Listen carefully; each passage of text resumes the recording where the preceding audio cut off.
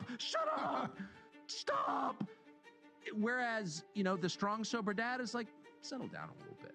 It's okay, right? It could be all fun and games, or you can take the nonchalant, it doesn't affect me approach, or you can be like me. Yeah, you that have these same thoughts and questions bumbling around in your heads, like, really, what's going on? Tucker Carlson, he explains it very well. Listen to this. But as a symbol, if he becomes president, what does it suggest? It suggests that their whole sort of empire of bullshit is like collapsing. And they've said that in the Financial Times and Atlantic Monthly, which is their mouthpiece. They said, if the populists get Trump in again, it's over because it emboldens the populist. I think that's right. I mean, just imagine running what you describe as a constitutional republic or a democracy and waking up one morning and finding that your greatest fear is that the majority will get what it wants. Like, you would think like some self-awareness alarm would go off and be like, wait a second, isn't the whole point of this project to deliver to the majority what it wants because they own the government, not me? Their mindset is not like yours or mine. They can't see it this way. They can't see actually helping people and giving in to what like he says, the populists want, what the people want. It's we the people, not we the government.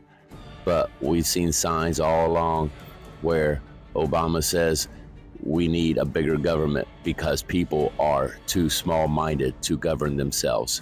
Listen to the rest of this. Wow, just wow. Let this sink in.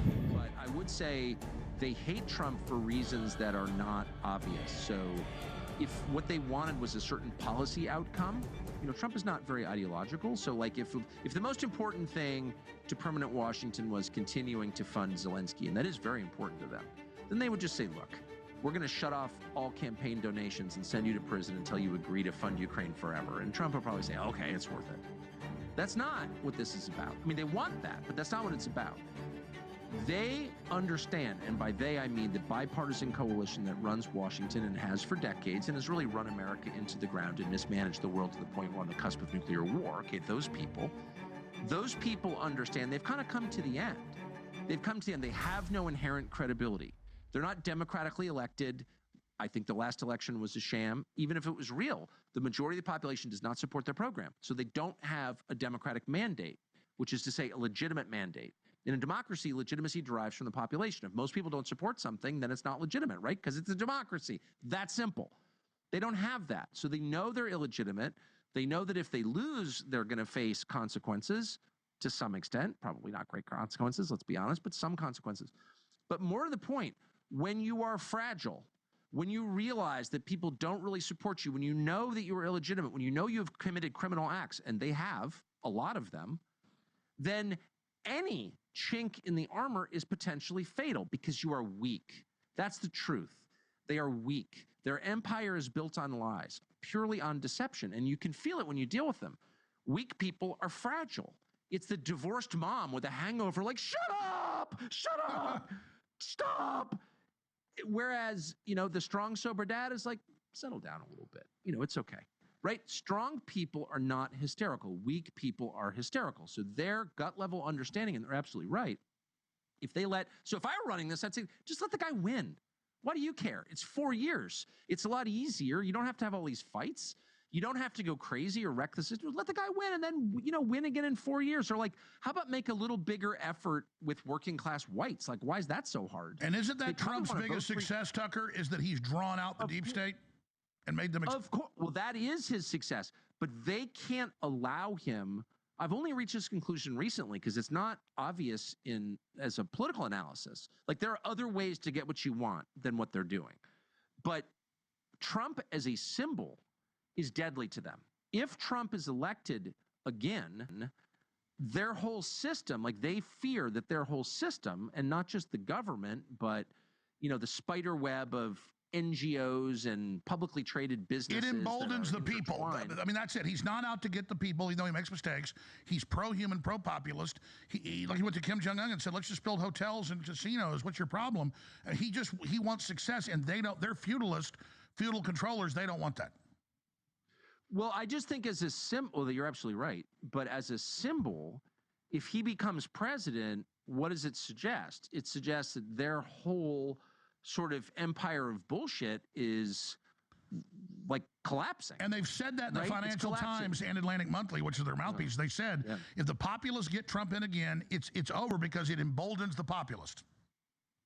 I think that's right. I mean, just imagine running what you describe as a constitutional republic or a democracy and waking up one morning and finding that your greatest fear is that the majority will get what it wants. Like, you would think like some self-awareness alarm would go off and be like, wait a second, isn't the whole point of this project to deliver to the majority what it wants because they own the government, not me?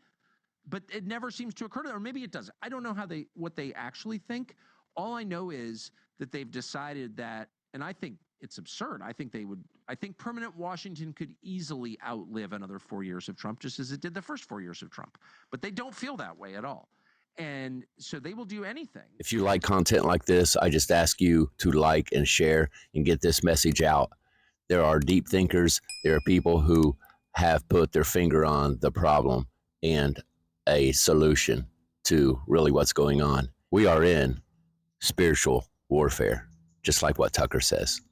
Honestly, if you think this is a spiritual war and you're not saying prayers every day, then you don't really think it's a spiritual war, do you?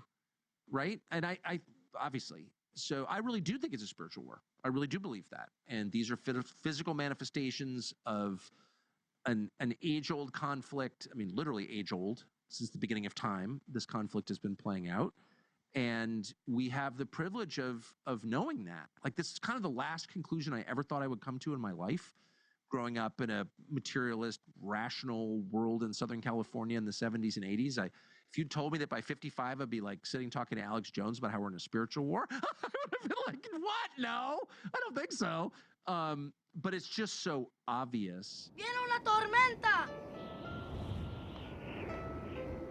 What did he just say?